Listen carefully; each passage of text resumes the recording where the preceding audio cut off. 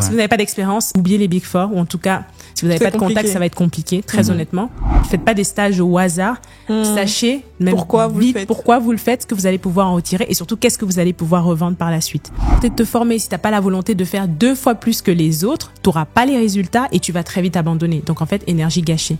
Et donc c'est la raison pour laquelle je dis le salariat, c'est la situation la plus confortable parce que tu restes cantonné à tes missions, tu n'as rien d'autre à penser que tes missions. C'est quoi les horaires en vrai en fait pour qu'on puisse se projeter? Sur la haute saison, ça peut aller facilement jusqu'à 23h, minuit, etc. Ce qui rajoute de la complexité au métier d'auditeur, c'est qu'il y a des déplacements. Donc tu as beau ne pas finir à minuit, en fait, à partir du moment où t'es pas chez toi, tu es en déplacement, tu sors de chez le client à 21h, tu dois manger à l'hôtel, peut-être tu dois manger avec tes collègues, etc. Donc c'est un rythme aussi qui est prenant en fait, tout simplement.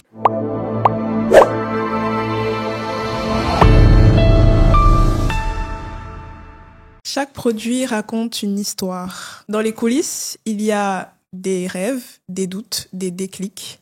Product Story, c'est le podcast qui accompagne les personnes qui construisent, entreprennent et transforment leur monde. Aujourd'hui, un nouvel épisode. N'hésitez pas à vous abonner, à liker, à commenter. Et on est parti. Comment vous allez? Bonjour à vous. Hello. Bonjour Anaïs, bonjour Patrick. Bonjour. Ça va? Ça va. On est honoré aujourd'hui. Oui, on est très honoré de recevoir un illustre invité. Tout de suite les grands mots. Une femme connue. Mais je pense que tu mérites, hein. Ou bien? Tu as énormément de followers, tu as énormément de personnes qui te suivent, qui suivent ce que tu fais, mais il faut quand même que tu te présentes pour les personnes qui potentiellement ne te connaîtraient pas sur les différentes plateformes. Donc, vas-y, présente-toi de la manière dont tu le souhaites. Ok, déjà, merci beaucoup de me recevoir. Je suis ravie d'être ici. C'est vraiment un plaisir. Et donc, pour me présenter rapidement, contrairement à ce que tout le monde pense, moi, je viens de l'univers donc de la finance. Donc, pour revenir même un petit peu plus en avant, donc moi, je suis d'origine camerounaise, mais j'ai grandi au Sénégal. Ok. Donc voilà, et après je suis arrivée en France à mes 17 ans, j'ai fait une école de commerce, parcours classique, et donc ensuite j'ai commencé, donc comme je disais, contrairement à ce que tout le monde pense, dans l'univers de la finance. Donc initialement c'est ça mon domaine, donc j'ai bossé notamment en Big Four, dans le conseil financier et en stratégie, et donc en parallèle de ça, je me rends très vite compte que beaucoup de talents manquaient des opportunités, parce qu'ils n'avaient pas accès à l'information. Ils ne savaient pas toujours se vendre, ils ne connaissaient pas les codes du marché du travail. Et donc, c'est comme ça que je décide, après avoir donné énormément de conseils un peu en off, etc., de me lancer sur les réseaux sociaux afin de rendre finalement accessibles ces conseils-là et permettre en fait aux étudiants, aux chercheurs d'emploi, aux salariés qui soient en début de carrière ou même plus expérimentés, d'avoir accès à ces conseils-là pour leur permettre d'atteindre leurs objectifs pro, quels qu'ils soient. Ok, donc on est au Cameroun aujourd'hui. Et au Sénégal aussi. Exactement. Dernièrement, je disais à Anaïs que j'ai l'impression que ce podcast, c'est un podcast de Togolais de Camerounais. Oui. Parce qu'on fait pas exprès, mais chaque fois, on tombe que sur des profils Togolais et Camerounais. Okay. Ouais. Et en plus, moi, j'ai fait le Sénégal aussi. J'ai passé 3-4 ans là-bas. Ok, énorme. Ouais. Ok. À Dakar. À Dakar. Ouais. Ok, dans quel cadre? Pour les études. Ok. Ouais, j'ai fait une partie de mes études là-bas aussi, avant de venir en France. Ok. Chouette.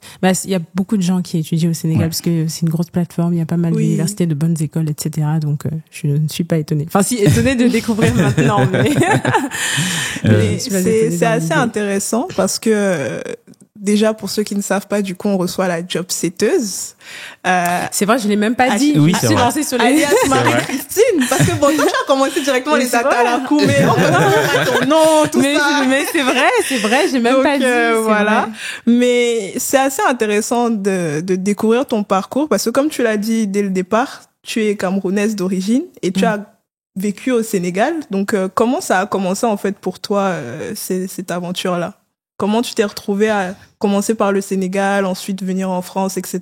C'est quoi les origines? Ok, en fait, j'ai pas commencé par le Sénégal, je suis née au Sénégal. Okay. D'accord. En fait, mes parents étaient en expatriation au Sénégal, donc ils sont arrivés, je suis née ensuite et ils ont plus jamais bougé. Donc c'est pour ça que je suis née au Sénégal, j'ai grandi au Sénégal avant de quitter. Mais j'ai des liens très forts avec le Cameroun parce que en fait, mes parents été très attachée au Cameroun et au fait qu'on se sente camerounais, qu'on grandisse vraiment avec des racines camerounaises, avec un fort ancrage camerounais, on va dire, naturellement comme tout Camerounais, je pense.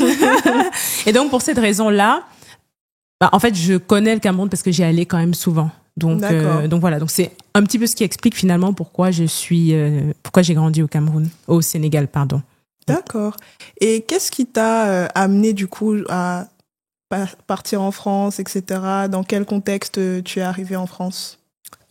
Alors pour moi, c'était très clair qu'après le bac, j'allais partir à l'étranger. D'accord. C'était très très très clair déjà. Tu faisais un lycée français?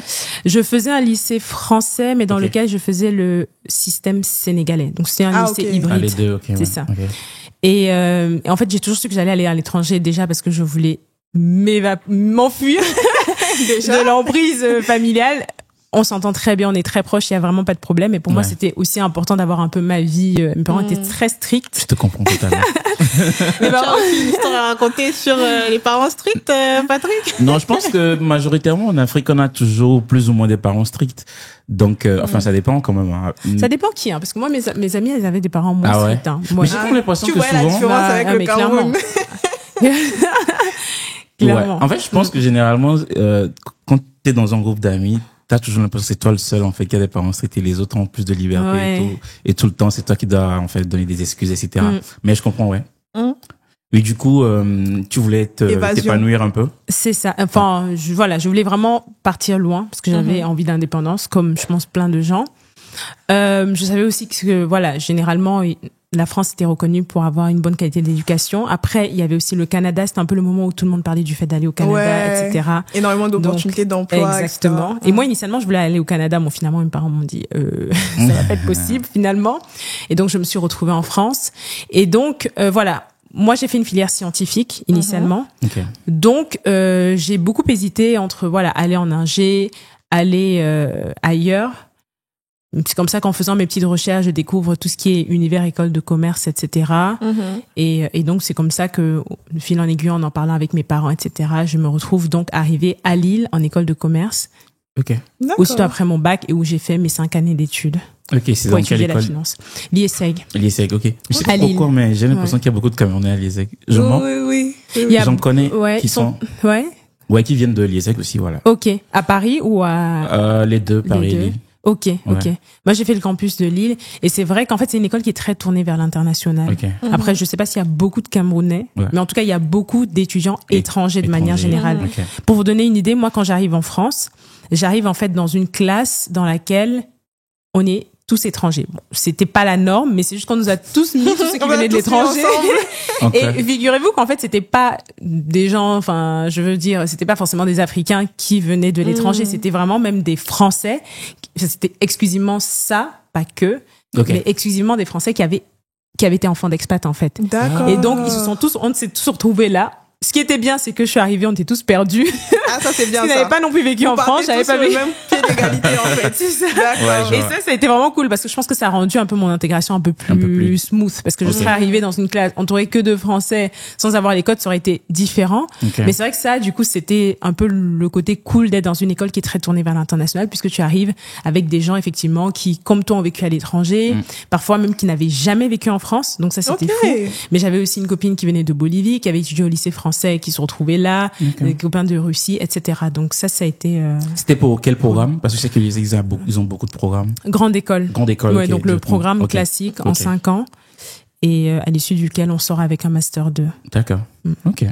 D'accord. Et à la suite de ce parcours brillant, où est-ce que ça t'emmène en fait, d'un point de vue professionnel? Alors, où est-ce que ça m'amène Ça m'emmène là où je suis aujourd'hui. C'est-à-dire en face de vous. Mais oui, le parcours en lui-même. Oui, donc du coup, en fait, ce qui se passe, c'est que donc à l'IESEG, pareil, je m'intéresse à plein de choses. Moi, j'ai toujours été quelqu'un qui m'intéressait vraiment à plein de sujets différents. D'accord. Donc j'ai toujours été active aussi dans la vie associative. Enfin, j'ai toujours été de nature curieuse et donc naturellement, quand tu es curieux, tu te retrouves intéressé par plein de choses. Et quand tu te retrouves intéressé par plein de choses, à la fin, c'est un peu difficile de faire le choix. Ton choix. Et donc après, de manière très pragmatique, je me suis dit, je m'intéresse beaucoup voilà, à la négo, c'était un peu les deux sujets qui m'intéressaient, la négociation, parce que c'était une filière qui était proposée, et la finance. Et là, je me dis, OK, la négo, si je fais la négo, et finalement, je me rends compte que je vais plutôt faire de la finance, ça va être très compliqué pour moi de basculer. Là où si je fais la finance, la finance, ça va être très facile pour moi ensuite, voilà, de rattraper l'écart s'il y en a, ou même potentiellement ne pas forcément avoir besoin de me reformer pour bosser dans la négo. Mais ce qui était sûr, et ça, j'ai toujours été au clair avec mes ambitions, c'est que moi, je voulais une filière qui allait me permettre de bien gagner ma vie. C'était hyper important. Quand je fais une école de commerce, c'est ce qui me motive aussi. Pas que l'argent, mais pour moi, c'était important de bien gagner ma vie. Voilà, d'être dans un environnement dans lequel je vais pouvoir travailler dans des grosses institutions, dans lequel je vais pouvoir peut-être avoir une exposition à l'international, dans lequel je vais pouvoir retrouver ça, une exposition aussi aux enjeux de l'entreprise, être vraiment au cœur du business d'une entreprise, etc. Et donc, c'est ça, tout ça qui m'a motivée effectivement à aller vers la finance. Et donc, je fais plusieurs stages, notamment en Big Four, en ONG, dans des grands groupes du CAC 40. Et finalement, je décide donc de commencer ma carrière donc en cabinet. D'accord. Dans lequel? Et donc chez EY. Et est-ce que ton stage aussi c'était chez EY? Mon stage c'était chez EY, pas mon stage de fin d'études. J'en ai fait un en césure, puis j'ai fait mon stage chez Orange, dans une plus petite ONG parce que je m'intéressais aussi pareil à la coopération internationale. D'accord. Donc pour bosser dans tout ce qui est grandes organisations internationales, ONU, etc. Donc, puisque je savais pas exactement vers quoi aller. Donc, en fait, tu touches à tout, etc. J'ai toujours été hyper stratégique en me disant, OK, vu que je suis intéressée par plein de choses, je vais aller les découvrir, je vais voir comment c'est de l'intérieur, si ça m'intéresse, me construire un peu mon CV. Comme ça, si jamais ça m'intéresse pas, j'en aurais sorti des compétences clés que j'avais déjà identifiées. Et donc là, même en allant bosser en ONG, ça me donnait l'opportunité d'être exposée à des bailleurs internationaux, donc quelque chose qui se revend bien. En finance, voilà, des compétences techniques, etc. Donc, je savais toujours ce que j'allais chercher, de manière à ce que, en quittant là, même si demain ça devenait pas ma révélation et je découvrais que c'était pas ce dans quoi dans ton panier, exactement, exactement. Et donc, ça c'est là un conseil que je donne aux gens. Ne faites pas des stages au hasard. Sachez même pourquoi vous le faites, ce que vous allez pouvoir en retirer et surtout qu'est-ce que vous allez pouvoir revendre par la suite. Et donc, c'est comme ça qu'en fait, je décide donc d'aller de faire ces différents stages-là avant de me dire, OK, finalement, en fait, les cabinets, je pense que c'est là où je vais pouvoir avoir aussi cette formation-là dont j'avais besoin. Je sentais que j'avais besoin de structure et que j'allais pouvoir retrouver ça en cabinet, en plus de pouvoir travailler sur des sujets un peu différents. Comme je vous ai dit, je m'intéressais à plein de sujets. Donc, naturellement, pour moi, c'était le bon endroit pour à la fois développer des compétences, être dans un cadre qui allait aussi me structurer, m'apprendre la rigueur, etc., tout en me permettant de continuer à m'intéresser à plein de sujets différents, mais en étant orienté finance. D'accord. Je voulais juste rajouter quelque chose. Bon, on dit Big Four, peut-être que les gens qui nous suivent ne savent pas. Donc, en gros, c'est les 4 grands cabinets d'audit et de conseil. On a quoi? KPMG, EY, Deloitte, PwC. Voilà. PwC, effectivement. Donc, je voulais juste rajouter ça. Oui, tout à fait. Et Big Four, parce que ce sont les plus gros, effectivement, cabinets d'audit et de conseil. Oui. Et après, ils font plein d'autres, ils travaillent dans ils ont plein d'autres branches, donc ils font de la stratégie. Ils font du conseil IT, de la ils commencent à beaucoup se diversifier en termes de thématiques. Et en fait, même du RH management. Ils font du RH. Ah, ça, je savais pas. Ça s'appelle ça People Advisory en fonction des CAB. OK. Mais voilà. En fait, ils font tout. c'est là qu'on se rend compte que finalement les histoires sont assez interconnectées parce que vu la manière dont tu en parles, même la façon stratégique dont tu avais choisi tes stages, finalement, que tu finisses par faire de l'entrepreneuriat, de créer un média qui soit en lien avec tout ce qui est donner des conseils pour l'emploi, etc., ça suit un peu la ligne directrice de ce que tu mettais déjà en place, toi, au quotidien, en fait. Clairement, moi, en fait, je dis toujours aux gens que je crée le contenu que j'aurais soit aimé avoir il y a quelques années, soit que j'aimerais même moi connaître. Et donc j'investis beaucoup. Donc je crée pas du contenu au hasard. Je suis aussi effectivement très impactée par ce que j'ai vécu, ce que je vois dans mon entourage.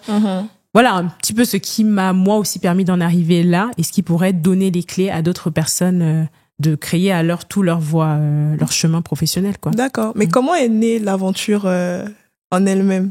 Comment c'est parti de quoi, en fait? C'est parti de quoi? Donc, comme je disais, en fait, je donnais déjà des conseils. Donc, en fait, en étant en école, ce qui s'est passé, c'est que très vite, je me rends compte que voilà, il y a des écoles. Moi, je suis dans une très bonne école, mais en fait, c'est possible d'avoir mieux. Et donc, petit à petit, je me mets à donner des conseils à d'autres en disant, écoutez, voilà, si vous n'avez pas envie de faire une école de commerce, de faire 5 années où tu vas payer 50 000 euros l'année, enfin c'est même plus maintenant, là, tu as la possibilité effectivement de passer par une fac ou alors de commencer par une prépa si tu as vraiment les épaules. Moi, je voulais pas, mais c'est le parcours un peu classique.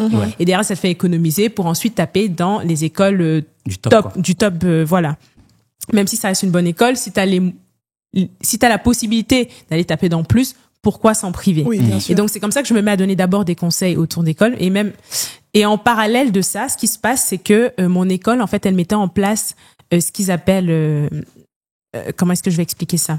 C'est-à-dire qu'en fait, mon école, pour intégrer l'IESEG, en fait, ça se passait en sortie d'école, en sortie de lycée. Et donc, il y avait un concours à passer pour accéder à ce concours-là. Ah, le concours Sésame. Le concours c'est pas ça? Access, ça s'appelait. Okay. C'est ça. Mais effectivement, c'est le même principe, quoi. Exactement. C'est le même principe. C'est des écoles concurrentes. Voilà. Et donc, pour accéder à cette école, il fallait passer ce concours. Et donc, il y avait d'abord la phase de concours. Une fois que les étudiants étaient présélectionnés, ils accédaient ensuite à une phase, en fait, d'oraux. D'accord. Et donc, ils venaient sur le campus de Lille où, du coup, il y avait une équipe qui était en charge de les accueillir. Et donc, moi, j'ai été recrutée parce qu'ils faisaient passer des entretiens. Okay. C'était un job étudiant qui se retrouvait rémunéré pour motiver aussi les étudiants. Donc, j'ai passé la première année... les entretiens pour être recruté et faire partie de l'équipe accueil. J'ai adoré ça s'est hyper bien passé. En plus, c'était bien parce que ça permettait de se faire un peu d'argent de poche, etc. Oui, bien sûr. Et en fait, je me retrouve à donner des conseils à des gens pour leur dire, voici comment tu dois te vendre en entretien, etc. Ok. En n'ayant jamais passé le concours. C'est vrai en Donc plus. moi, j'explique à des gens. Donc moi, je me retrouve à expliquer à des gens comment se vendre, comment machin, comment répondre à telle question, etc. Parce que j'avais les insights de l'intérieur, mais en réalité, j'avais jamais passé le concours. Mais j'ai tellement pris goût à ça et que, en fait, au fur et à mesure, les gens venaient de plus en plus me demander des conseils pour leurs frères, pour leurs sœurs, etc. Et donc, c'est comme ça qu'en fait, entre moi, mes petits conseils que je donnais de mon côté et puis les personnes vers qui on me recommandait, je me retrouve à donner de plus en plus de conseils. Donc, d'abord, vraiment au niveau admission, école, etc. Et au fur et à mesure du temps, je me retrouve à donner des conseils, du coup, sur comment faire un CV, comment faire réussir un entretien d'embauche. Donc, au fur et à mesure que moi, j'évolue dans ma carrière, j'évolue aussi, on va dire, avec les conseils que je donne. Et donc, ça prend de plus en plus de l'ampleur. Et c'est comme ça qu'un jour, je me dis, au lieu de passer 1 heure à aider une personne et que la connaissance, elle reste toujours un peu diffusée dans le même cercle, je me dis, pourquoi pas me lancer sur les réseaux? J'y connaissais rien, mais avec, en fait, l'objectif de me dire si ça peut aider juste, ne serait-ce que 5 ou 10 personnes, au lieu d'une personne, pourquoi pas? Et c'est comme ça qu'est née la Jobsetteuse. D'accord. C'est un peu ce que nous aussi on cherche à faire ici, vulgariser un peu l'information.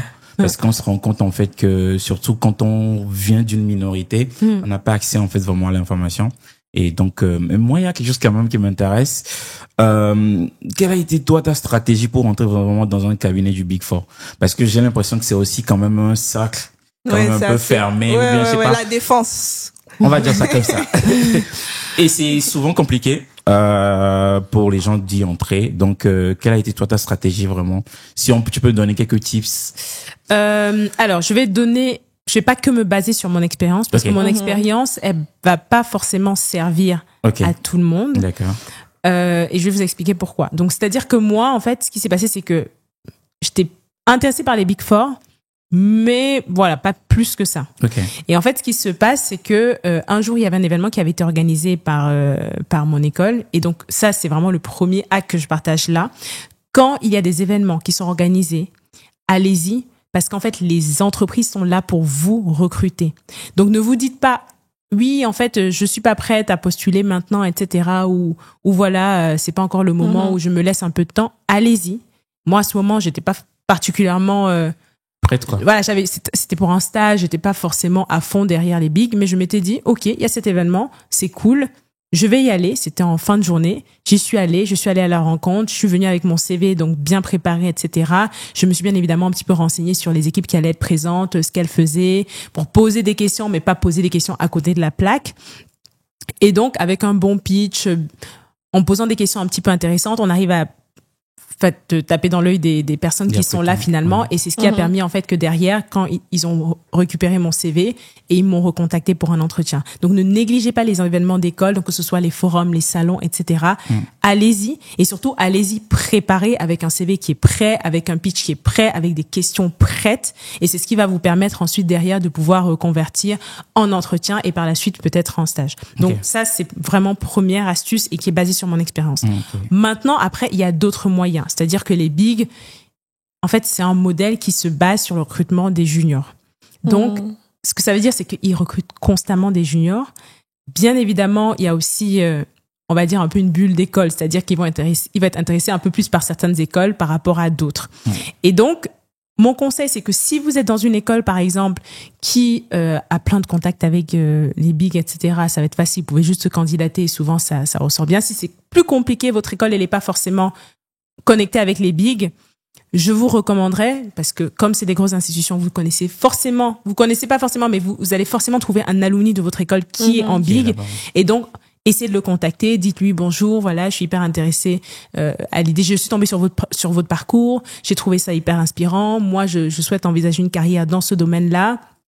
Et donc, je serais intéressée à l'idée d'avoir un retour d'expérience. Et donc, la personne, vous allez échanger avec elle, vous allez lui demander des questions, pas tout de suite lui dire, passez mon CV parce que vous ne la connaissez pas, elle ne vous doit rien. Elle ne vous doit rien, elle va pas forcément être enclin à vous aider. En revanche, encore une fois, comme ils recrutent beaucoup de juniors, si ça se passe bien, il y a une bonne communication, vous posez des bonnes questions, à la fin, elle pourrait vous proposer facilement de transmettre le CV. C'est quelque chose qui se fait parce qu'ils recrutent constamment. Après, point important que je n'ai pas précisé en amont, c'est de bien cibler les périodes de recrutement. Parce qu'en fait, ils recrutent en septembre et après, il y a une deuxième vague de recrutement en janvier. Donc, en fait, il faut être prêt dès la rentrée à préparer ses candidatures pour l'année d'après. Ils recrutent 1 an avant. Donc ça, en fait, c'est pour ça que beaucoup de gens ont du mal à trouver et ils ont des refus parce qu'en fait, ils ont loupé la période de recrutement. Et donc, à partir du moment où tu as loupé la période de recrutement, c'est terminé, en fait. Il n'y a pas d'autres... Enfin, si, il peut y avoir des petits recrutements qui se font, mais c'est vraiment... c'est des contacts, en réalité. C'est très peu de... Voilà, ils ont leur sélection, ils recrutent en masse. Donc, faut se positionner sur ces périodes-là.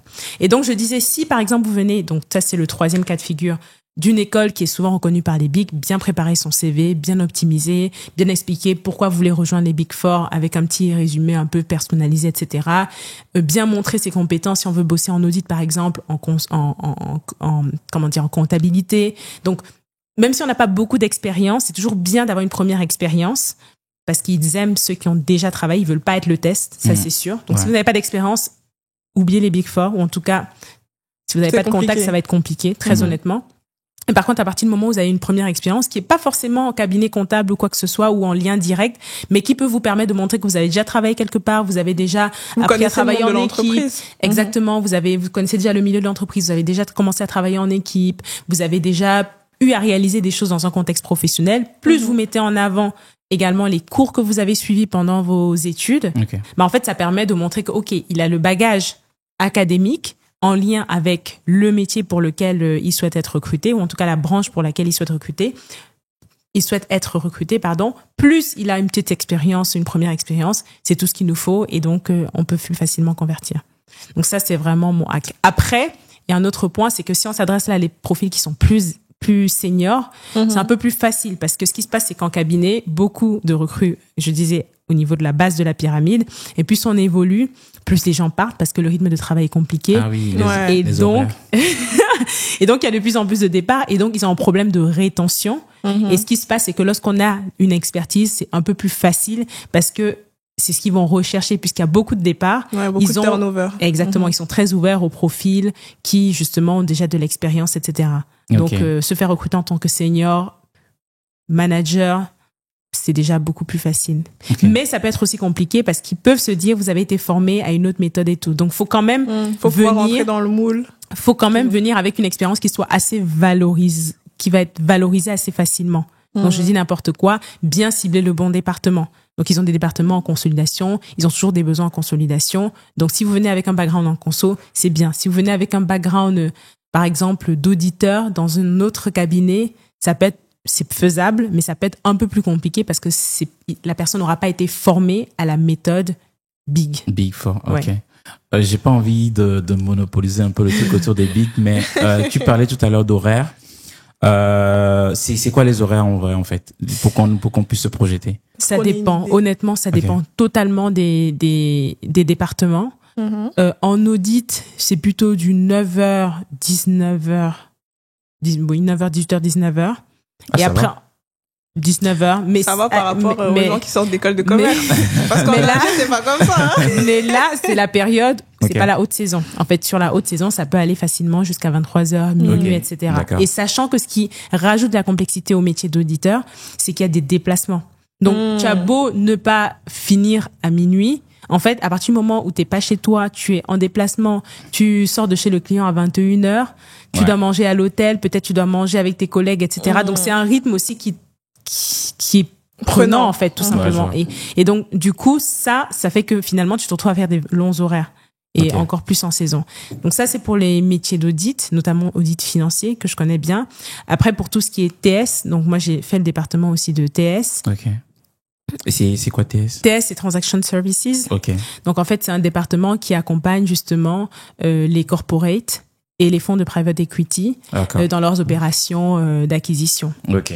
Donc d'acquisition, de cession, il y a différents types. Donc c'est vraiment un gros département et donc dans ces départements-là, comme il y a qui dit opération, gros deal, dit évidemment tout ce qui a dit gros horaires en fait, parce que on travaille sous pression, il y a des deals qui doivent se faire, il y a des deadlines qui sont extrêmement courtes, etc. Et donc là, ça peut facilement aller, oui, pareil sur du minuit, 1h, 2h, en fonction de la taille du deal, en fonction de voilà, pareil de la saison. Mais là, il y a moins cette notion de saisonnalité. C'est-à-dire qu'en audit, il y a vraiment une notion de, tu sais que de septembre à avril, mai, c'est vraiment la haute saison. Ouais. Là où le reste, les 3 derniers mois, c'est plus relâché. Les 4 derniers mois, c'est un peu plus, voilà, le rythme, il redescend. Là où, en TS, il n'y a pas de rythme, en fait, c'est des transactions. Ouais. Donc tout là, à ce moment, tu peux te retrouver en train de faire des gros horaires en août, en fait. Enfin, très peu parce que les gens seront en vacances, mais en juillet, c'est carrément possible. Là, on audite en juillet, tu te retrouves quasiment jamais à faire des gros horaires. D'accord. Et tu dirais que c'est quoi les leçons que tu as tirées de ces expériences-là, notamment dans le domaine de l'audit, etc. Qu'est-ce que ça t'a apporté et qui t'a peut-être servi aussi par la suite, même pour donner des conseils aux autres? Quels sont les enseignements que j'en ai tirés? Déjà, et ça c'est un des plus gros, un des meilleurs enseignements que j'ai pu tirer des cabinets, c'est la rigueur. La rigueur, l'attention aux détails. Le fait d'être hyper minutieux, de faire hyper attention à ses rendus, d'avoir vraiment ce goût de l'excellence du travail bien fait, parce qu'en cabinet, ils sont hyper à cheval sur la qualité de ce qu'on délivre en fait. Parce qu'en fait, ils facturent tellement cher le client qu'ils peuvent pas se permettre de facturer plus cher que des petits cabinets et délivrer un travail moyen. Donc, c'est pas juste une question de fond, mais même une question de forme, de comment on présente les PowerPoint, comment on présente l'information, l'esprit hyper analytique, la remise en question, etc. Prendre de la hauteur dans le niveau d'analyse, ça c'est hyper important et c'est quelque chose que vraiment j'ai tiré en cabinet et je pense que ça a été un des meilleurs enseignements. Après, la capacité de travail. La force le fait d'être capable de bosser à des horaires. Non, mais clairement, c'est pas partout qu'on apprend ça. Et donc, le fait d'être capable de bosser, aujourd'hui, ça fait que dans mon business, je peux faire des horaires qui sont fous. Déjà parce que j'ai commencé, justement, la jobsetteuse en parallèle de mon activité de salarié. Mais en plus de ça, parce que finalement, j'ai été biberonnée à ça, en fait. J'ai appris à bosser à des horaires. T'as pris l'habitude, en fait. Exactement. D'accord. Ça veut pas dire que c'est ce qu'il faut faire, mais ça veut juste dire qu'aujourd'hui, tu as une capacité de travail, tu sais travailler sur plusieurs projets en même temps, tu sais bien les faire, tu as le sens du professionnalisme parce que tu es en contact avec les clients, donc tu n'as pas d'autre choix qu'être hyper carré, bien présenté, savoir un minimum t'exprimer, etc., etc. Et à quel moment tu t'es rendu compte qu'il fallait que tu passes à mi-temps à temps plein sur ton projet entrepreneurial? Alors ça, c'est arrivé un peu plus récemment. Et en fait, c'est à partir du moment où je me suis rendu compte que qu'en fait, que là, j'avais un média qui prenait effectivement de l'ampleur.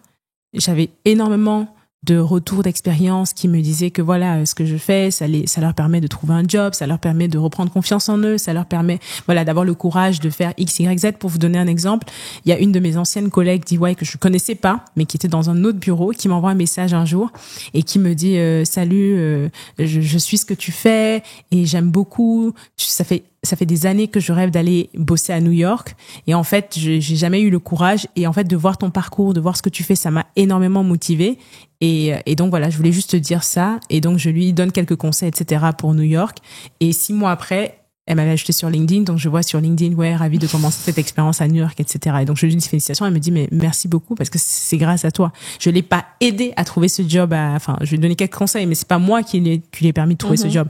En revanche, le fait de me dire que même des gens qui en fait, au final, on a un peu tendance à se dire que ceux qui vont bénéficier de ces conseils sont juste des petits étudiants ou des personnes, mais en fait de voir des gens qui, elle avait même plus d'années d'expérience que moi, enfin de dire que tu inspires aussi tes collègues, de voir l'impact que tu as, de comment tu donnes aussi finalement le courage à d'autres personnes et en plus de donner le courage, tu donnes les clés à d'autres personnes d'aller chercher, d'aller poursuivre leurs rêves tout simplement, bah c'est hyper gratifiant. Et donc à partir de ce moment-là, je commence à me dire OK, il y a vraiment quelque chose à faire. Ouais. Mais je commence pas non plus à me dire oui, je vais poursuivre une carrière dans la création de contenu. D'accord. Et notamment développer ça plus que ce que je fais déjà. Et donc, au fur et à mesure du temps, je vois bien qu'à un moment donné, je plafonne. C'est-à-dire que je vois que j'ai des résultats, des retours, comme je disais, il y en a plein, etc. Mais je vois que mon média n'arrive pas à se suffire à lui-même parce qu'en fait, je suis je suis toujours en part-time, side en fait. business. Ouais. Exactement. Et en fait, il y a une vérité du monde entrepreneurial que j'ai aussi appris avec le temps, c'est que tu peux pas avoir les résultats de ceux qui réussissent si toi tu mets une moitié d'énergie. Tu peux pas mettre la moitié d'énergie et avoir les mêmes résultats que ceux qui sont en full time dessus.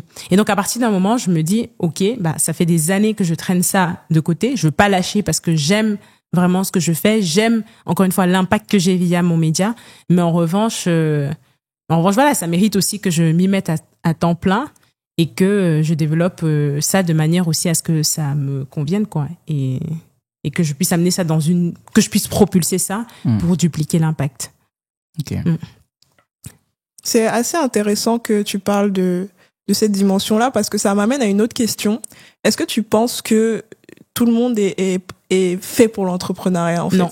La réponse est arrivée très vite. Hein. Non, je pense que tout le monde n'est pas fait pour l'entrepreneuriat. Et en fait, c'est OK. Et c'est pour ça que moi, je ne pousse pas à l'entrepreneuriat sur les réseaux sociaux. Beaucoup de, mais comment on de sait hype autour si on de est ça, fait pour ou pas?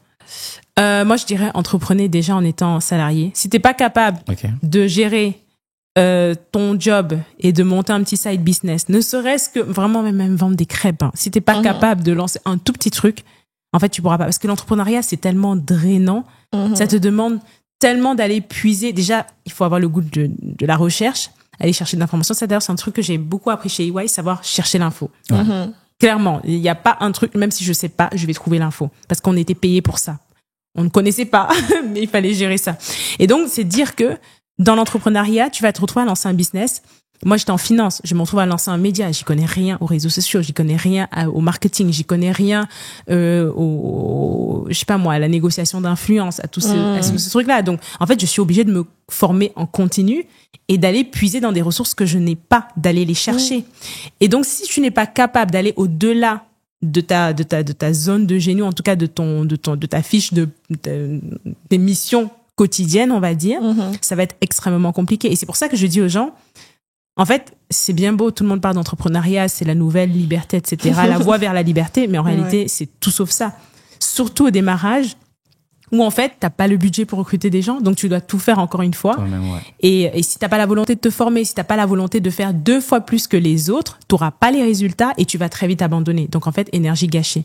Et donc c'est la raison pour laquelle je dis le salariat, c'est la situation la plus confortable parce que tu restes cantonné à tes missions, tu n'as rien d'autre à penser que tes missions, tu n'as pas l'aspect administratif à gérer et surtout, en fait, tu as la sécurité de l'emploi, tu as la sécurité du salaire qui tombe à la fin du mois, ce que tu n'as pas en tant qu'entrepreneur. Donc, Commencez par entreprendre, voyez, goûtez un petit peu. Allez tester. Allez voir si ça vous plaît et si vous êtes prêt à faire les sacrifices. Parce que croyez pas que quand vous allez quitter le salariat pour vous mettre en full-time, dessus, ça va être plus simple. Absolument pas. Là, maintenant que je suis passée en full-time, avant, je ne voyais pas que je pouvais faire la création de contenu. Que ça pouvait m'occuper toute une journée parce que je l'ai toujours fait en side. Maintenant que je suis passée en full-time dessus, en fait, ça m'occupe tout le temps, en fait. Mais c'est parce que le business demande effectivement de toujours trouver des leviers d'optimisation, peut-être recruter, réfléchir à la stratégie. T'es un CEO, en fait. T'as une boîte de le CEO toi-même.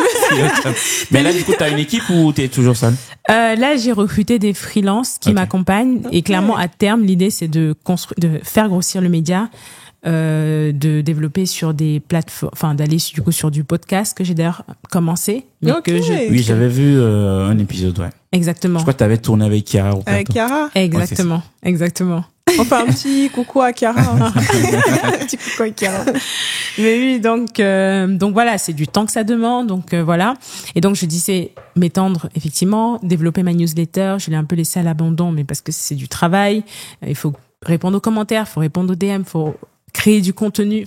Je crée du contenu qui est quand même travaillé, donc faut aller chercher l'info. Faut pas dire n'importe quoi. Il y a quand même des gens qui ont 50 ans qui me suivent.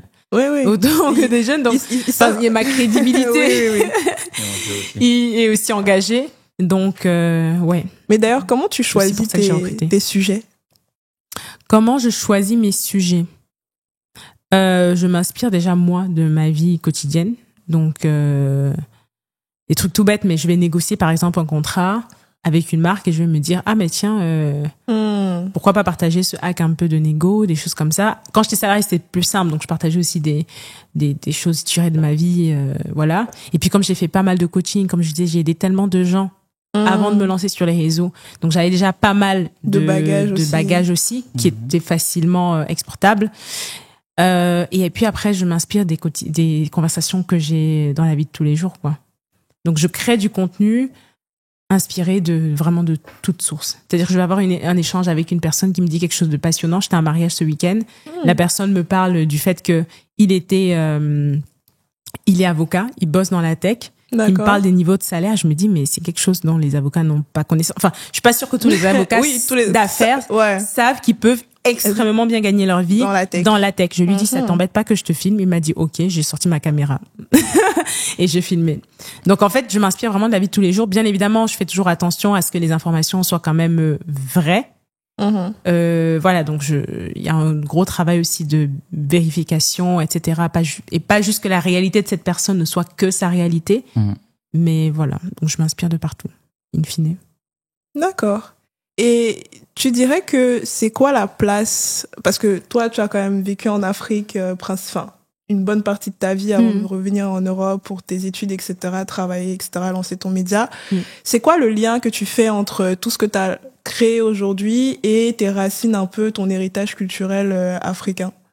Est-ce que tu considères que le média que tu as créé s'adresse vraiment à tout le monde? Est-ce que tu essayes de faire un pont particulier avec une diaspora africaine? C'est quoi les initiatives que tu mets en place par rapport à ça en particulier, ou pas du tout, hein, selon... Les initiatives que je mets en place pour aider la diaspora? Oui.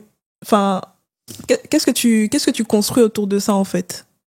En gros, je pense que ce que tu veux aussi dire, c'est que est-ce qu'il y a aussi un lien vers eux, ou bien où tu n'as pas forcément de cible diaspora, c'est-à-dire que c'est global en fait, en vrai, en soi. Mon contenu est global. Ouais, c'est ça. Okay. Mais j'incarne quelque chose. Oui.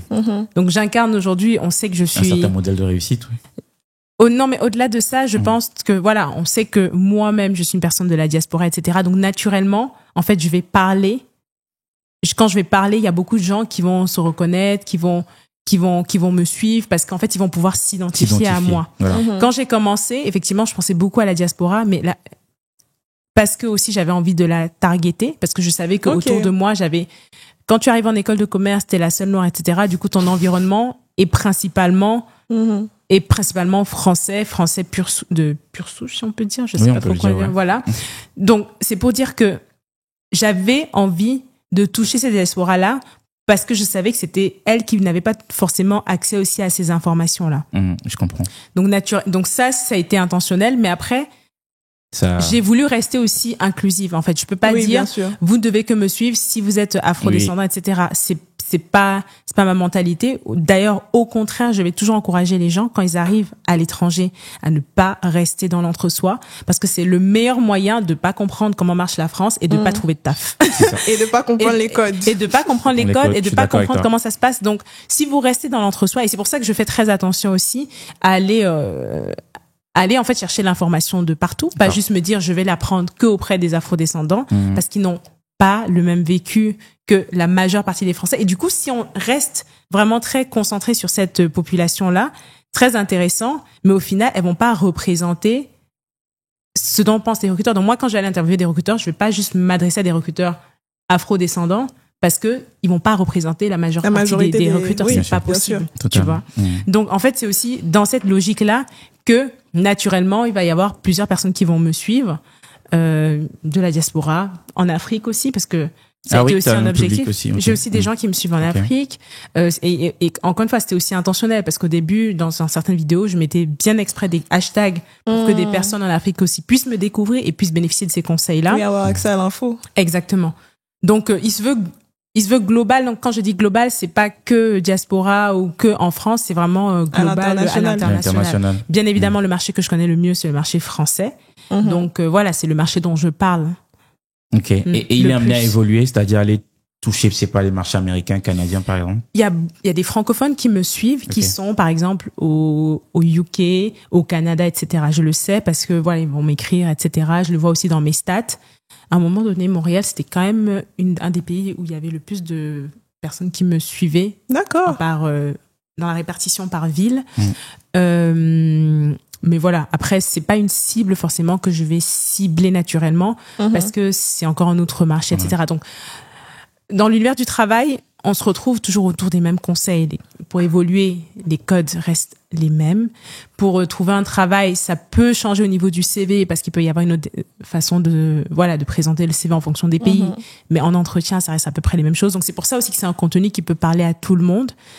Mais il y a des conseils sur lesquels je suis obligée de trancher et de parler quand même à un pays, quoi. Sinon, les gens seraient perdus. Et après, on me demande, tu crées du contenu pour pour moi qui suis dans je sais pas quel pays. Et je peux pas non plus, sinon je vais me disperser. Ouais. Ok. Et comment tu fais la distinction entre tes stratégies, autant sur Instagram, sur TikTok, etc.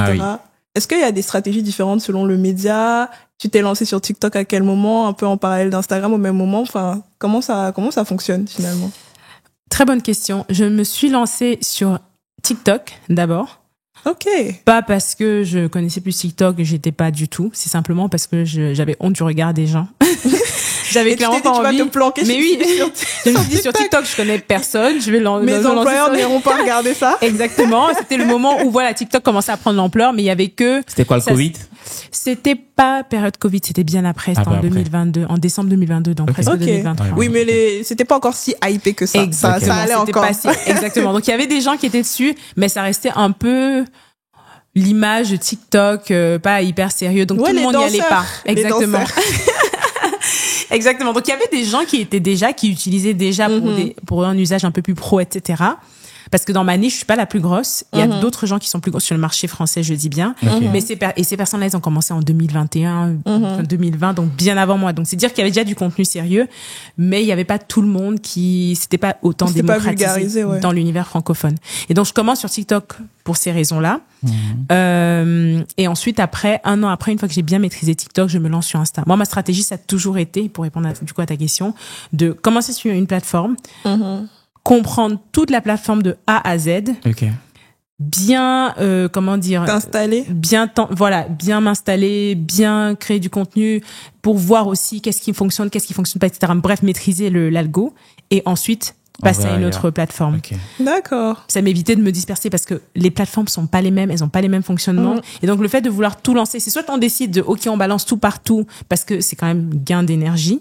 Honnêtement, de tout balancer et comme ça on est tranquille et puis ce qui marche, ce qui marche pas et au moins c'est publié en une seule fois. Mais moi j'avais vraiment envie, moi j'aime bien. Je travaille bien. J'aime bien le travail bien fait et j'aime aller bien en profondeur. avoir des résultats. Je peux pas faire un truc. Et donc, quand je suis arrivée, c'était en mode, je veux que mon contenu, il performe, il surperforme. Et donc, en ayant cette volonté-là, bah, ça m'a demandé, du coup, d'analyser la plateforme de A à Z, regarder ce qui marchait, pourquoi les contenus marchaient, comprendre ce qui se disait sur ma niche. J'ai fait un vrai état de lieu de ce qui se passe. Analyser les vidéos. T'as fait de l'audit,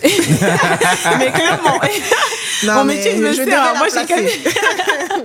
Non, mais c'est ça. En fait, tu peux pas arriver quelque part et pas savoir c'est quoi les règles du jeu. C'est pas possible. Ouais. Sinon, tu vas perdre ton temps, tu vas perdre ton énergie.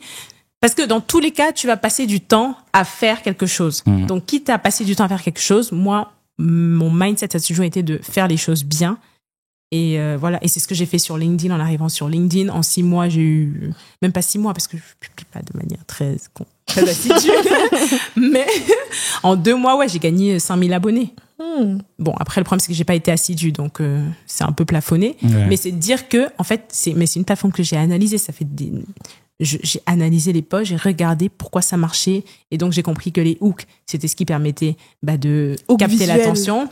Les hooks, effectivement. Après, derrière, le sujet est hyper important, comment tu l'amènes, l'arc narratif, il est hyper important également, comprendre aussi à qui tu parles. En fait, il y a beaucoup de gens qui créent du contenu, on en parlait tout à l'heure, qui créent du contenu qui ne savent pas à qui ils s'adressent, donc savoir à qui tu t'adresses, quels sont les problèmes que rencontre la personne, pourquoi elle aurait envie de t'écouter toi plutôt que quelqu'un d'autre, qu'est-ce que tu vas lui apporter, est-ce qu'on est plutôt sur du contenu éducatif, il faut savoir aussi dans quelle catégorie on se situe, est-ce que c'est du contenu éducatif, est-ce que c'est du contenu d'entertainment, est-ce que c'est du contenu, que sais-je, mais il faut savoir en fait dans quel, exactement, quel est l'angle qu'on prend, et ensuite décliner effectivement pour vraiment bien parler à la cible, quoi.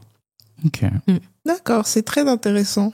C'est là qu'on se rend compte qu'en fait, c'est vraiment une question de stratégie. Bien sûr. De comment on c'est pas du hasard. C'est pas du hasard, mais c'est marrant parce que moi, je l'ai fait de manière naturelle, mais parce que je venais d'un domaine où je faisais du conseil. Ouais. Donc, je conseillais les entreprises. Pour conseiller les entreprises, il faut que tu comprennes quelles sont leurs problématiques. Donc, si vous voulez, j'ai un peu répliqué l'expertise que j'ai développée dans le conseil et j'ai juste transposé dans la création de contenu. Mais en le faisant juste machinalement. Et j'ai récemment écouté des podcasts, donc maintenant que je suis dans le milieu et que je veux vraiment continuer de savoir un petit peu plus ce qui se passe, etc., j'ai découvert qu'il y avait plein de gros, mais ils avaient fait la même stratégie. Mais il y en a aucun qui est gros, qui s'est levé un matin, qui a commencé et ça a marché par hasard. Mais impossible. Ou alors ils ont commencé, ils sont floppés et après ils ont repris leur vie en main. Mais il y en a plein, effectivement. Donc vraiment, c'est un conseil que je donne. Si vous avez envie de vous lancer sur les réseaux sociaux, il faut que vous sachiez maîtriser de A à Z ce qui se passe, pourquoi les gens suivent ce contenu, est-ce qu'il y a même de la demande? Parce que si vous voulez vous lancer sur une thématique, il n'y a pas de demande, les gens sont pas intéressés, ça peut être extrêmement compliqué. Ouais. Parce que l'algorithme aussi, il est traîné. Donc moi, aujourd'hui, quand je passe d'entretien, je sais que c'est les vidéos qui vont surperformer parce qu'en fait, l'algorithme, il a tellement bien, il s'est tellement entraîné sur des vidéos d'entretien qu'en fait, tu sors une vidéo, tu remplis toute la checklist, comme je disais, hook, sujet impactant, bon arc narratif, etc. La vidéo, elle cartonne, mais automatiquement. Là où, si je viens me lancer, et ça m'arrive de parler de sujets qui sont pas forcément adressés, etc., c'est plus compliqué. Il faut vraiment que je fasse une bête de vidéo pour qu'elle marche réellement, quoi. C'est pas donné. Okay. La preuve, parfois, ça floppe. D'accord. Et en termes de perspective actuellement, sur quoi tu bosses? C'est quoi les projets futurs pour l'évolution de ton média? C'est quoi les prochains steps? Où est-ce que tu en es en fait? Où est-ce que j'en suis? Aujourd'hui, comme je disais, je développe la partie podcast. Donc l'idée, c'est vraiment Donc t'es en train de faire un audit encore là? Non. dans le milieu des podcasts. Déjà fait. Voilà. Ouais, bien sûr. Mais là, j'ai déjà lancé les premiers épisodes. Donc j'en ai 3 là. L'idée, c'est de continuer à en poster. De lancer aussi du format un peu plus long. Donc ça va être aussi, ça demande beaucoup de travail. Et donc pour cela, l'idée, c'est aussi de faire grossir mon équipe, pour avoir aussi des gens qui vont pouvoir me faire les petites tâches comme le montage, etc., dans lesquelles je suis pas bonne. Je fais du basique. Mais voilà, déléguer un peu les tâches sur lesquelles j'ai peu de valeur ajoutée pour vraiment me concentrer sur les projets, sur les sujets de fond. Et ensuite, développer également, continuer tout ce qui est conférences, etc. Je me fais de plus en plus inviter pour des conférences, des interventions. Donc ça, j'adore. C'est cool parce que ça me fait sortir du digital. Ça, j'adore. Donc voilà, développer cet aspect-là. Le coaching, j'en fais toujours un petit peu, très peu, mais assez parce que ça me permet, assez non, mais très peu, mais j'en fais quand même un peu de manière à ce que ça me permet de garder un lien avec le terrain. Ça me permet de savoir un peu quelles sont les problématiques que rencontre ma communauté, quels sont les sujets qui reviennent souvent, etc., etc. Donc ça, c'est bien. Et puis voilà, quoi. Enfin, je peux pas parler du monde du travail sans avoir gardé les mains dedans. Et puis à terme, j'aimerais clairement, ça c'est quelque chose que j'ai en tête, je sais pas quand je vais le faire, comment je vais le faire, mais développer aussi des choses en Afrique, je sais pas comment. Je pense naturellement dans les pays francophones, je pense naturellement au Sénégal où j'ai encore des attaches, etc. Donc voilà, j'ai déjà fait des projets un peu à distance, des interventions, mais voilà, si je peux monter, je sais qu'il y a des vrais besoins, mais comme aussi en France, autour de tout ce qui est accompagnement, vraiment. Même dans l'orientation.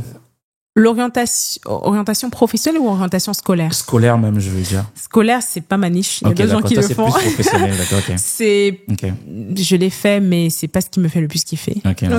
Donc moi, j'aime vraiment bien les sujets stratégiques d'entreprise, etc. J'adore parler de négociation d'entreprise, j'adore parler d'influence, j'adore parler de ces sujets-là, de comment on améliore sa posture en entreprise. Donc ça sont les sujets sur lesquels il y a toujours des besoins en France, mais également en Afrique. Et j'aimerais beaucoup à terme lancer des projets comme ça. Mais voilà, pour l'instant, c'est pas encore fait, mais c'est quelque chose que j'ai en tête. Moi, ça m'amène à te poser une autre question. Est-ce que on peut vraiment vivre de la création de contenu vraiment à temps plein? comme dans un cabinet, dans un Big Four, par exemple. Est-ce qu'on est à ce même niveau de rémunération? Est-ce que c'est bien payé? Voilà, ok. Si on reformule, voilà. Oui, clairement, on peut bien vivre de la création de contenu. Mais encore une fois, il faut être stratégique. C'est-à-dire qu'en fait, si tu parles de création de contenu et que tu t'adresses, si tu parles d'un sujet où il n'y a pas, comment est-ce que je vais formuler ce que je suis en train de dire? Il n'y a pas de demande, tu veux dire? Tu es hyper niché. Et c'est bien d'être niché parce que du coup, tu parles à un public et les gens te reconnaissent pour ton expertise. Moi, je suis niché. Mais si tu es ultra niché, donc par exemple, je dis n'importe quoi, je parle de conseils pour rejoindre les cabinets, à moins que je vende de la formation, et là il y a beaucoup d'argent à se faire parce qu'il y a toujours des gens qui veulent rejoindre les cabinets, qui n'y arrivent pas, qui sont prêts à payer pour se faire accompagner parce que c'est prestigieux, parce que derrière ils savent que ça va être il y aura des retours sur investissement. Donc, à moins que tu aies cette stratégie là, ça peut être très compliqué parce que en réalité il n'y a pas 36 000 Big Four. Est-ce qu'ils vont être tous prêts à te payer pour alors que déjà ils attirent naturellement. Donc, c'est dire que plus on est niché, plus ça va être difficile d'attirer plusieurs marques parce qu'en fait, ils vont pas se retrouver dans le contenu. Donc, aujourd'hui, il y a de l'argent. C'est sûr. J'encourage les gens à créer du contenu sur votre expertise, etc. Mais ne pas s'enfermer dans une thématique beaucoup trop spécifique. Et de ne pas, si vous voulez grossir, attirer des gros partenariats, etc., encore une fois, on en vient du coup au sujet que vous avez énoncé. Si vous parlez que à la diaspora, les marques vont se dire quoi? Vous vous adressez à un tout petit public. Moi, je l'ai fait inconsciemment, mais je m'en rends bien compte quand j'entends des débats autour de on est noir, on peut pas gagner assez. Je dirais, aujourd'hui, de mon expérience, c'est possible. En revanche, si tu montes dans ton contenu que tu t'adresses qu'aux noirs, on est combien de noirs en France? Ça va être compliqué, oui. Ça va être compliqué. Et même si tu as des noirs dans tout le monde entier, aujourd'hui, je dis n'importe quoi, les marques, ça va être Deloitte France. Ça va pas être Deloitte Monde. Donc, tu auras beau avoir une communauté intéressée dans le monde entier. En fait, parce que ce sera l'objectif de Deloitte France sera d'avoir des personnes qui seront intéressées par X choses chez Deloitte France. T'auras beau lui dire, voilà, il y a plein de gens, mais dans le monde entier, il sera pas intéressé parce que ce qui va l'intéresser, lui, ce sera comment j'atteins mon public en France. Donc, savoir, effectivement, ne pas trop se fermer. Et puis qu'est-ce que je dirais? Ouais, c'est principalement mes conseils. Il y a plein de choses que je peux encore dire, mais en vrai, là, c'est les principaux points, quoi. Mais clairement, il y a de l'argent. Il y a de l'argent. D'accord. Donc, et aussi, que tout le monde se lance. Ceux qui ont peur, ceux qui... Osez. En vrai, on va se moquer de vous, on s'est moqué de moi. Tout le monde s'est moqué de moi, même mes amis se sont moqués de moi. Mais c'est pas grave, en réalité, parce que, faut savoir aussi pourquoi vous faites les choses. La réalité, c'est que je pense que tous les créateurs qui se sont lancés et qui ont vraiment perduré dans le temps, qui ont atteint ce niveau-là, c'est parce qu'ils étaient vraiment passionnés par ce qu'ils faisaient. Donc, ne faites pas ça pour l'argent. Faites-le pour l'impact que vous voulez avoir, pour ce que vous voulez transmettre, etc. Et après, derrière, ça va vous apporter des opportunités. Ça peut être via l'influence, mais ça peut aussi être via des conférences. Aujourd'hui, on m'invite, on me paye pour faire des conférences. Donc, c'est dire qu'en fait, l'argent, il pourra venir de différentes sources. Après, ça peut être aussi, comme j'ai dit, lancer sa formation ou que sais-je. Il y a des gens qui le font et c'est leur business model et ça fonctionne aussi très bien. Mais donc voilà, ce sera jamais un problème à partir du moment où vous arrivez vers moi à asseoir une expertise dont vous êtes passionné. Ok. D'accord. En tout cas, c'était intéressant. Très on est presque à la fin, mais nous, on a souvent un rituel à la fin, donc tu vas en parler d'ailleurs. Oui, on a toujours une dernière question qui vient de l'invité précédent, du coup. Et on a reçu Anaël qui nous a demandé, pour le prochain invité, qu'est-ce que tu penses des success stories? C'est quoi ton avis par rapport à cette thématique-là? Des personnes qui aiment beaucoup parler de leur success story, montrer comment ils ont réussi, etc. Est-ce que tu trouves que c'est quelque chose de bien? Est-ce que tu trouves qu'il y a des nuances à faire par rapport à ça? Enfin, c'est quoi ton avis, en fait? Et surtout sur les médias, hein, parce que c'est vraiment quelque chose qui est un peu d'actualité en ce moment. Tout le monde a une success story, c'est incroyable. Voilà. Donc, je dirais que c'est bien parce que on a besoin de ça. Je trouve qu'encore une fois, ça fait du bien. Moi, si j'ai eu le courage de me lancer, c'est certainement parce que j'ai aussi vu des gens y arriver. Donc, on a besoin pour se projeter et voir que c'est possible. C'est hyper important pour le cerveau, ne serait-ce que d'activer ça et en fait, visualiser en fait que c'est possible pour quelqu'un d'autre et donc pouvoir aussi soi-même se visualiser dans une réussite future, c'est important. Après, je trouve qu'il faut faire très attention avec des success stories parce qu'il y a beaucoup de gens qui vous disent oui, je suis partie de rien. En fait, non, t'es pas partie de rien parce que j'avais juste un petit million sur le compte qui t'attendait. Mais bon. oui, en fait. Et en fait, la réalité, c'est qu'il y a beaucoup de gens, même les Big Gates, machin, il y a plein de gens aujourd'hui qui vendent le oui, j'ai commencé dans mon placard, dans mon garage, dans mon garage ou que sais-je. Hein. Mais la vérité, c'est qu'ils avaient des patrimoines et parfois le patrimoine, ça peut ne pas être que du patrimoine financier. Ouais, même ça peut être du patrimoine culturel. Moi, je sais que j'en ai bénéficié du patrimoine culturel. Le fait d'avoir vécu en expatriation, d'avoir été entouré d'expats, ça m'a enrichi, ça m'a donné une approche du monde. Enfin, je rêvais grand. Pas parce que je venais d'un milieu, parce que j'étais riche, mes parents ne sont pas riches, mais en revanche, d'avoir eu cette exposition-là, d'avoir eu accès à des conseils, d'avoir eu accès à des gens qui, voilà, je pouvais taper à leur porte et ils pouvaient me donner des conseils. C'est un bagage qui fait que, aujourd'hui, quelqu'un qui n'avait pas le même bagage, ça va être extrêmement compliqué pour lui d'arriver au même point d'arrivée. Donc, c'est de dire qu'en fait, parfois, les gens vont vendre un peu l'histoire, voilà, parce que c'est aussi ça qui fait que l'histoire va résonner. Si tu expliques ton histoire sans mettre un peu de sucre. Exactement. Cube magie. Ça va être compliqué parce que aussi c'est ce qui intéresse les gens sur les réseaux. Les gens sont attirés par tout ce qui brille. Mais voilà, donc je dirais juste apprendre aussi avec des pincettes et ne pas, du coup, culpabiliser parce que certains y arrivent et pas vous. C'est simplement parce que certaines personnes ne partent pas avec les mêmes points de départ. Mais c'est pas grave, en fait. C'est pas grave. Il faut, à votre tour, construire votre réseau, aller chercher la connaissance, aller à des conférences, la sorte de conférence, enfin, d'un salon. Aller chercher la connaissance là où elle est et croyez pas qu'elle va vous tomber dans la main. C'est impossible. Ça n'arrive pas. Et quelle serait, toi, ta question pour le prochain invité? Je sais pas. J'ai pas prévu cette question. Je ne sais pas. Ça peut être sur n'importe quoi, hein. Même un sujet que tu voudrais qu'on aborde, peu importe. Même dans le monde des entreprises, le recrutement. C'est quelle a été la pire erreur de la personne? Sa pire erreur. On va afficher les gens comme ça déjà. On est passé de success story aux erreurs. C'est bien. Non, mais c'est bien, en vrai. C'est bien aussi de voir. Moi, c'est pas tout rose, la vie. Mais oui, bien sûr, c'est pas tout rose, hein. Moi, j'en ai eu des erreurs, hein, donc, et je pense que ça fait partie, ça fait partie de la vie et tout. C'est important. Un dernier point qu'on aborde aussi, c'est que tu parles d'une personne qui t'inspire, qu'il faudra aller suivre maintenant, etc., dans l'air du temps. Un jeune qui t'inspire, en fait. Juste pour faire un shout-out à cette personne. Voilà. Honnêtement, il y a tellement de gens qui m'inspirent. Non, mais c'est bateau, mais il y a plein de gens qui m'inspirent. Mes amis m'inspirent parce qu'ils font des choses formidables. Enfin, j'ai un cercle qui est vraiment... de gens Après, c'est le moment de faire la dédicace, hein. Non, mais oui, mais en fait, si je cite certaines, je vais pas en citer d'autres, je vais en oublier. Donc, j'ai pas envie de citer, de faire des frustrés.